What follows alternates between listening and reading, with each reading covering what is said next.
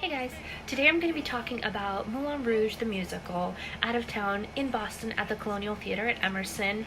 I've never actually done any kind of review or musical theater or theater in general breakdown on video before, so this is totally new to me, but I did used to do reviews very consistently back in the day. So a lot of people have asked what I thought of this since it is still out of town. It is a really popular movie. In general, I don't really feel comfortable giving spoilers unless I'm doing a review in a very either A, official capacity, or in a way that I can say spoiler alert across the screen before I say anything. So that's why I'm doing it this way rather than talking about it on my story.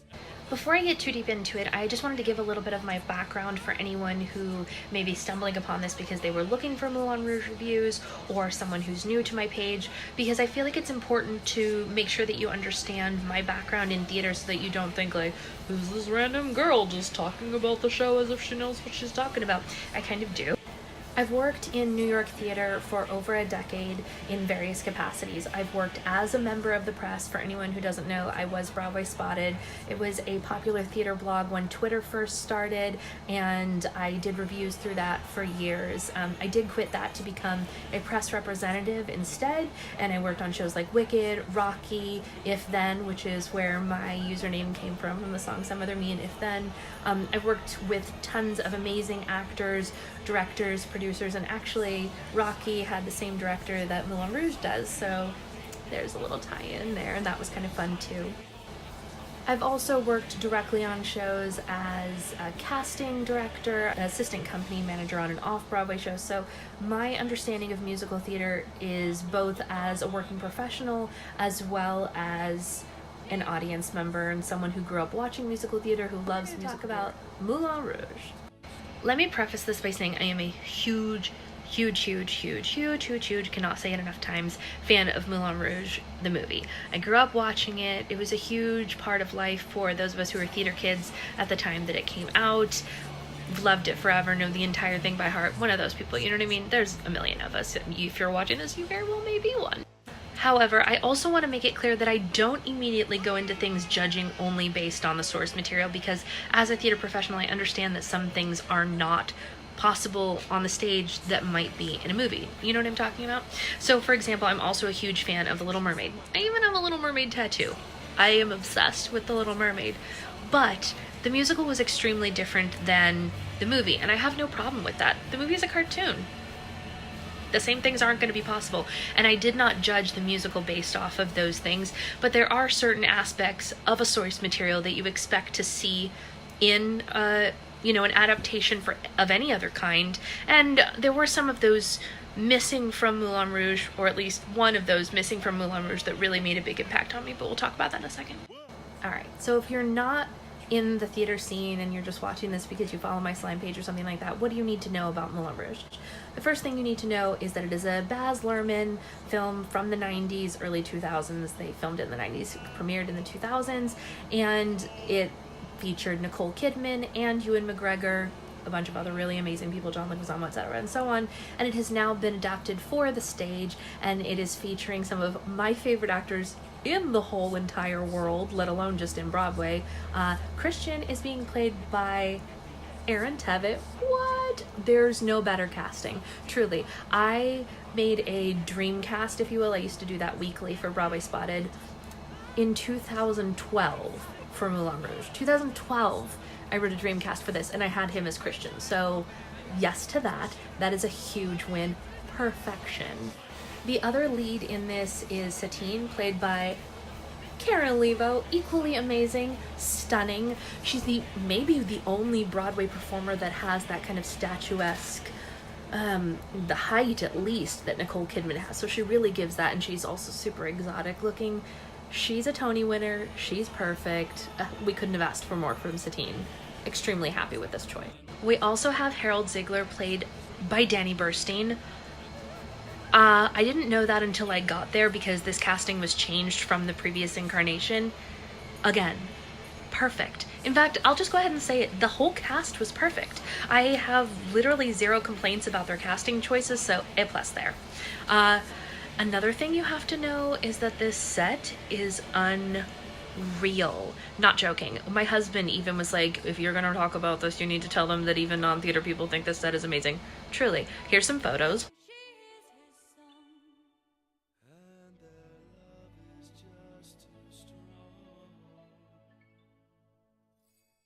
Blows my mind. When I walked in, I was just overwhelmed. I loved it so much. So that part is perfect. So what's different? Well, there are some different songs in this version that didn't exist in the movie, and that's fine. They chose to add a couple of modern tunes in to moments that either did or didn't have songs in the movie version. The movie version has popular songs of the time anyway, so it completely fits with the flow and it doesn't take you away from the essence of the show. There are some songs that I didn't think fit super well, but again, I'm willing to kind of let those things slide. I will point out 2 moments that I thought could be changed before it comes to Broadway. The first song that was added for this version that I didn't really love was Katy Perry's Firework, and it's a moment where Satine is by herself for the first time and she's kind of like pumping herself up to go meet the Duke and all that stuff, and I understand that they wanted to give her a really like strong female moment, but I felt like that song, first of all, didn't really show off her voice in the best capacity. She's a phenomenal vocalist and it really kind of made her sound weak vocally, and I didn't love that. I prefer songs chosen for actors that show them off really well, and that one didn't feel like it did it, nor did it really feel like it fit the moment at all, for me anyway.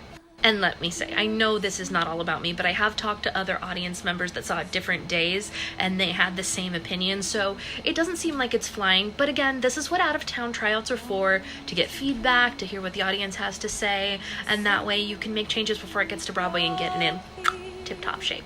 The other moment that I found did not work was the addition of Gnarls Barkley's Crazy right after Satine sends Christian away.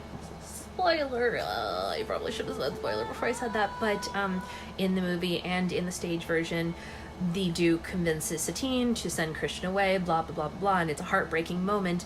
Christian's heartbroken, Aaron Tveit is playing it perfectly, he crumbles to the floor, and then he starts to sing Crazy by Gnarls Barkley, and the entire audience starts to laugh.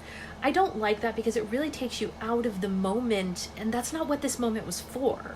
The whole purpose of this is for you to start feeling the buildup of his heartache and just like, it's meant to break him and the audience down in a way, but Gnarls Barkley Crazy made everyone laugh instead. So I found it didn't land the way that I think they wanted it to, unless they wanted to make people laugh, which I wouldn't understand the theatrical device there. I don't know what they would be doing.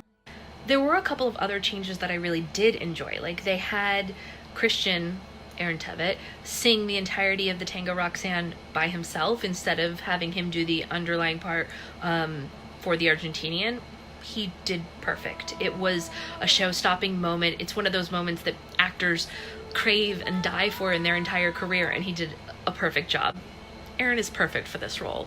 I knew it before, I knew it going in, and I think it afterwards. So A+ Aaron, if you or anyone on your team is seeing this, God bless, you're amazing. They also included the addition of a transgender cast member.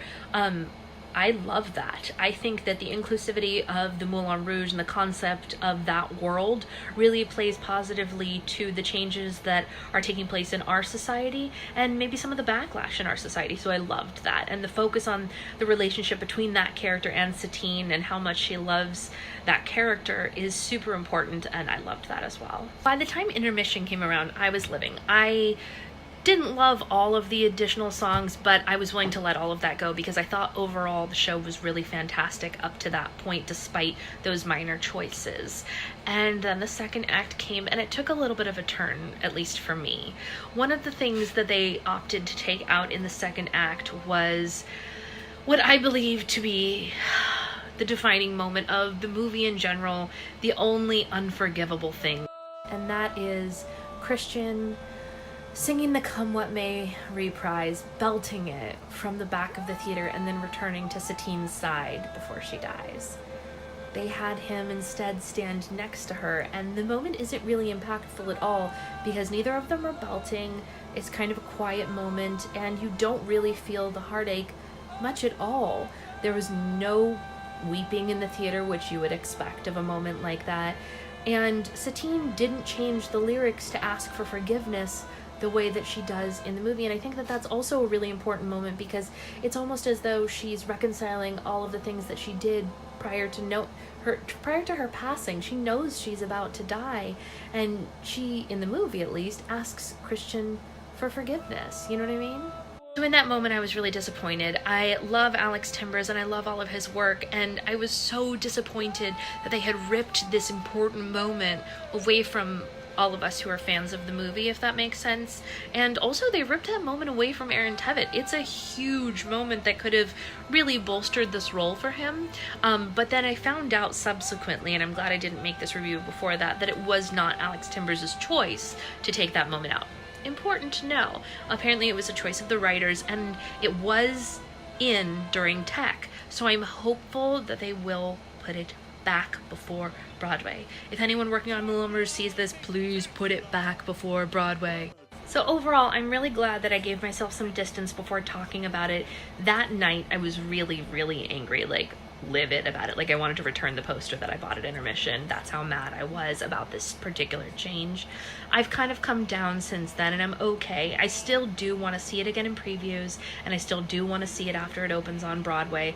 I kind of even want to travel up to see it again towards the end of the run in Boston, but I don't think I'm going to have the opportunity to do that. If any of you see it, please do write to me and let me know if there are any changes between now and the end of the run on the 19th. I would love to know, especially if they put that back. Hello, please write to me. That said, I do think that the show overall is really wonderful, and I do hope that it gets to come to Broadway, and I do hope that a lot of people see it and that we get the chance to see alternate casts with it. The cast that they have right now is perfection, but of course it can't last forever. I love the changes that they made to Toulouse. I love the addition of Harold Ziegler being a member of the LGBT community. I love how dark it got in certain places and how kind of raunchy it was sometimes. It was really fun too. Definitely not for kids. If you're a kid seeing this, this is not the show for you. So sorry. Maybe when you're a teenager or a little older.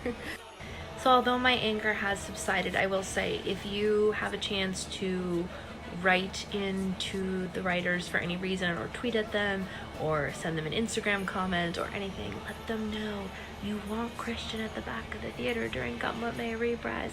It's important. Let's tell them to bring it back. Thanks, guys.